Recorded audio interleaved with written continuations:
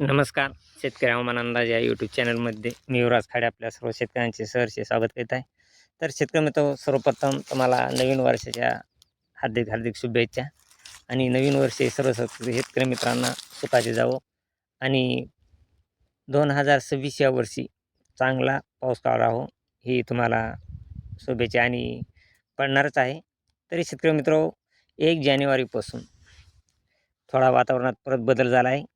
कारण बंगालच्या उपसागरामध्ये आणि अरबी समुद्राच्या मध्यभागी एक 2 लो प्रेशर तयार झाले. त्या प्रभावामुळं बेंगलोर, चेन्नई, कर्नाटक या भागामध्ये ढगाळ वातावरण राहणार आहे आणि त्याचा प्रभाव हा महाराष्ट्रात देखील काही जिल्ह्यांमध्ये ढगाळ वातावरण राहण्याची शक्यता आहे. तसे पाहिलं असता मुंबई, नाशिक या भागामध्ये ढगाळ वातावरण राहून नॉर्मल पावसाचा शिडकाव होऊ शकतो.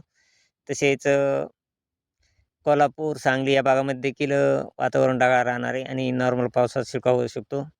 तसेच मुंबई, पालघर या भागामध्ये 1 तारखेला आणि 2 तारखेला देखील नॉर्मल पावसाचा शिडकाव होण्याची शक्यता आहे. तसेच 2 तारखेला पाहिला असता पूर्ण महाराष्ट्रामध्ये ढगाळ वातावरण राहणार आहे, परंतु पावसाचा कसलाच अंदाज नाही. फक्त हा मुंबईच्या किनारपट्टी भागामध्येच नॉर्मल पावसाचा शिडकाव होऊ शकतो. परंतु 2 तारखेला वातावरण हे सर्वत्र ढगाळ राहण्याची शक्यता आहे.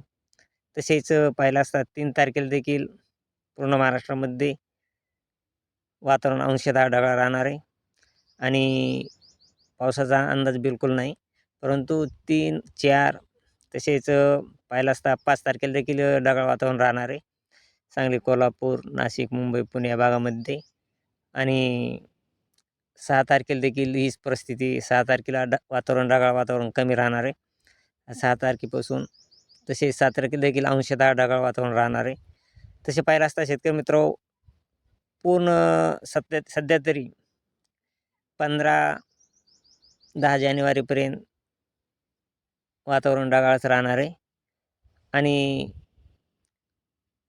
याचे कारण म्हणजे जवळजवळ बेंगलोर, कर्नाटक, चेन्नई या भागामध्ये पावसाचे वातावरण तयार आहे. बेंगलोर, कर्नाटक तसेच चेन्नई, केरळ या भागामध्ये जोरदार पावसाची शक्यता आहे. त्यामुळं महाराष्ट्रात याचा प्रभाव हा वातावरण ढगाळ राहण्याची शक्यता आहे आणि सांगलीच्या काही भागामध्ये नॉर्मल पाऊस पडू शकतो. तसेच शेतकरी मित्र 10 तारखेला आणि हे वातावरण जवळजवळ जानेवारी महिन्यामध्ये पाहिलं असता 15 जानेवारीपर्यंत तरी अंशतः ढगाळ वातावरण राहण्याची शक्यता आहे. 2 आणि 10 तारखेला थोडं वातावरण जास्त ढगाळ राहील. परंतु परत 14 तारखेपासून वातावरणात ते ढगाळ वातावरण कमी राहील. परंतु थंडीमध्ये वाढ ही अंशतः. तर शेतकरी मित्र, जानेवारी महिन्यामध्ये थंडीचे प्रमाण थोडे कमी राहणार आहे, कारण ढगाळ वातावरणामुळे याचा प्रभाव थंडीला जाणवणार आहे. ढगाळ वातावरण राहिल्यामुळे वातावरणात बदल झाला आहे आणि थंडीचे प्रमाण कमी राहणार आहे. ही जवळजवळ थंडी शेतकरी मित्र 10 ते 15 दरम्यान सकाळचे तापमान राहणार आहे. त्यामुळं थंडीमध्ये थोडी घट होणार आहे. 15 तापमानापर्यंत सकाळचे पहाटचे तापमान राहणार आहे. त्यामुळं थंडीमध्ये घट होऊन थंडी कमी जाणवणार आहे आणि सध्या तरी ही थंडी तसे पाहायला असता 9 जानेवारीपर्यंत सध्या तरी एकदम खूप कमी थंडी राहणार आहे. तसेच 15 जानेवारीपर्यंत थंडीचे प्रमाण कमी राहील. फक्त 10-11 तारखेंना काही जिल्ह्यामध्ये थंडीचे प्रमाण राहील. परंतु जानेवारी महिना थंडीचे प्रमाण कमी राहण्याची शक्यता आहे सध्या तरी दाखवत आहे आणि 15 जानेवारीपर्यंत थंडी ही थोडी राहणार आहे, पण थंडीचे प्रमाण कमी राहणार आहे. तरी शेतकरी मित्र, परंतु पावसाचा कसल्याच प्रकारे अंदाज नाही आणि दुपारचे टेम्परेचर देखील जानेवारी महिन्यात वाढण्याची शक्यता आहे. 27 ते 29 सेल्सिअस असे दुपारचे तापमान राहणार आहे. त्यामुळं दुपारी उन्हाचा चकटा जाणवणार आहे आणि पहाटे थंडी जाणवणार आहे.